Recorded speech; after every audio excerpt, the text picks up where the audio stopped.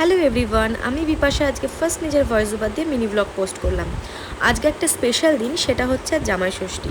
যেহেতু আমার হাজব্যান্ড এখানে থাকে না, তাই আমি একাই গেছিলাম আমার বাবার বাড়িতে। আর এটা আমার বিয়ের পর প্রথম জামাই ষষ্ঠী, সেই জন্য আমি না গিয়ে একা থাকতে পারলাম না। তো যাই হোক, আমি তাড়াতাড়ি করে বাড়িতে গিয়ে দেখছি এই ঘন্টু এদিক ওদিক ঘোরাঘুরি করছে। তা যাই হোক, আমি তাড়াতাড়ি করে রেডি হয়ে বেরিয়ে পড়লাম মায়ের সাথে। আজকে আমাকে কেমন লাগছিল অবশ্যই কিন্তু জানিয়ে যেও। তারপর মা তাড়াতাড়ি করে পুজো সেরে বাড়িতে ফিরে মা তাড়াতাড়ি করে রান্না বসিয়েছিল। আজকের মেনু হচ্ছে জামাই ষষ্ঠীর স্পেশাল মেনু।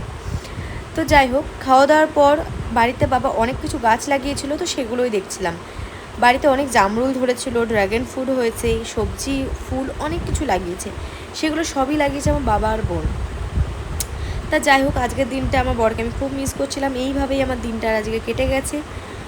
আজকের জন্য টাটা, দেখা হচ্ছে নেক্সট ব্লগে।